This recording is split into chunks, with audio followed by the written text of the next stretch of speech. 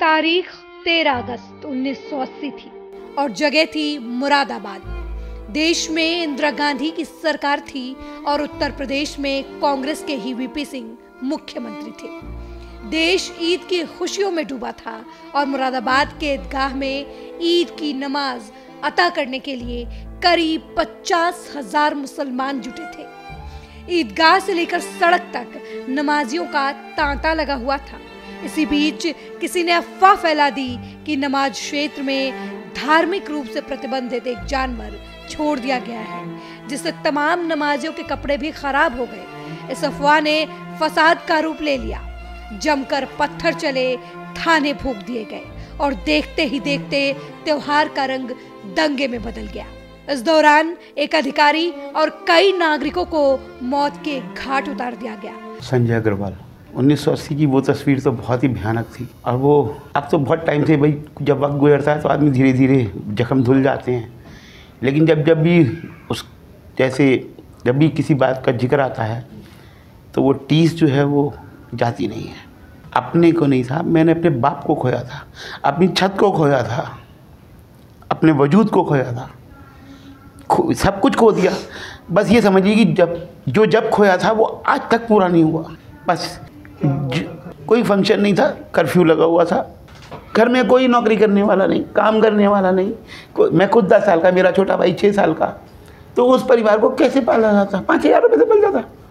उसके बाद उस समय कांग्रेस सरकार थी, श्रीमती इंदिरा गांधी प्राइम मिनिस्टर थी, तो क्या वो 5,000 रुपये देने के बाद वो सब लोग मुक्त हो गए? उन्होंने ये सोचा हमने तो इतना दे दिया कि अब ये परिवार पल जाएंगे। फिर उसके बाद किसी भी सरकार ने कभी ये नहीं सोचा। ये पहली बार 43 साल में पहली बार हुआ है जब योगी जी ने ये बात सोची है कि हाँ कुछ हुआ था और उसमें कुछ लोग पीड़ित हुए होंगे। ये एक बहुत अच्छी बात है। हालांकि सुरक्षा के लिए तैनात पीएससी पर भी गलत तरीके से फायरिंग के आरोप लगे और ऐसे लगे कि इस घटना को कुछ लोगों ने दूसरा जलियांवाला बाग तक करार दे दिया। बता दें, इस भीषण दंगों का प्रभाव देश में ही नहीं पूरी दुनिया में भी देखने को मिला था। कांग्रेस सरकार ने उस वक्त आनन फानन में दंगे की जांच के लिए कमेटी बना दी थी। 3 साल में कमेटी ने अपना रिपोर्ट भी सरकार को सौंप दिया था, लेकिन तब से लेकर आज तक इस रिपोर्ट को सार्वजनिक नहीं किया गया। इस दरमियान प्रदेश में 15 मुख्यमंत्री आए और गए, लेकिन किसी ने भी किन्हीं कारणों से इस रिपोर्ट को सार्वजनिक करने की हिम्मत नहीं दिखाई। क्या साहब, अब 40-45 साल के बाद आप लोग कहाँ हमारे जख्मों को कुरेदने के लिए आ गए फिर दोबारा? बहुत बड़ी घटना हुई थी जिसमें मेरे एक वालिद थे, मेरे दादा थे, मेरे एक अंकल थे, एक हमारा बिहार का आदमी था जिसे सन 1980 में पुलिस घर के अंदर से ले गई थी। इनका आज तक कोई पता ही नहीं है। जिस दिन ईद के दिन यहाँ पर हंगामा हुआ था उसी दिन लेकर गई थी पुलिस 12 बजे के करीब।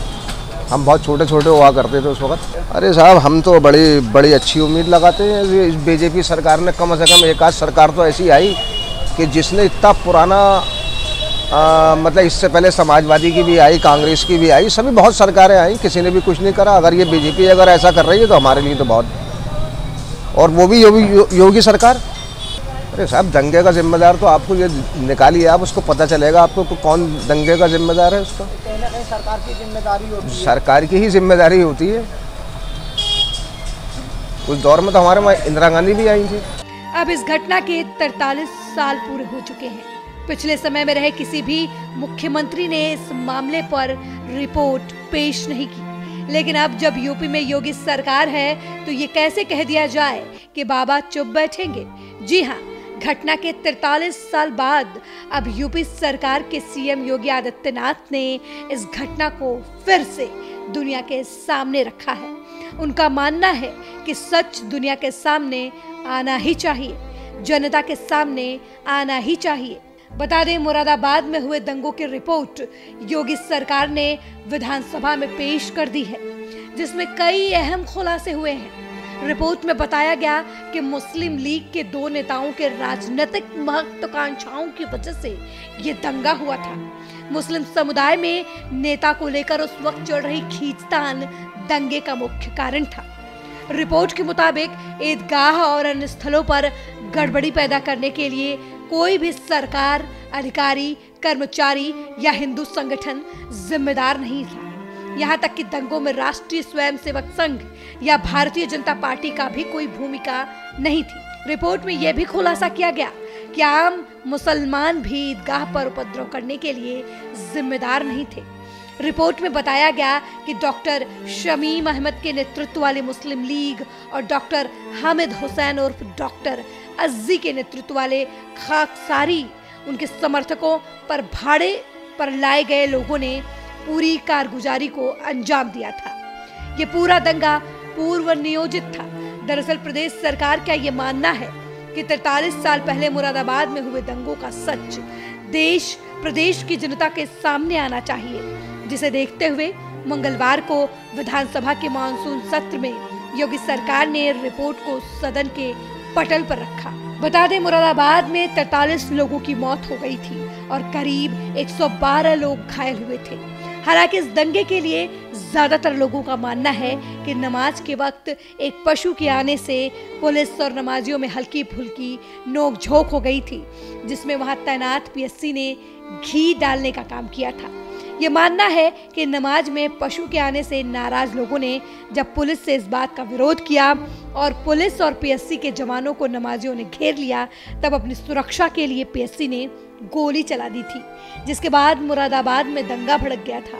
बता दें, ये दंगा पूरे 2 महीने तक चला था। वहीं जब बीएसएफ आई, उसके बाद ही इस दंगे को काबू में पाया गया था। न्यूज़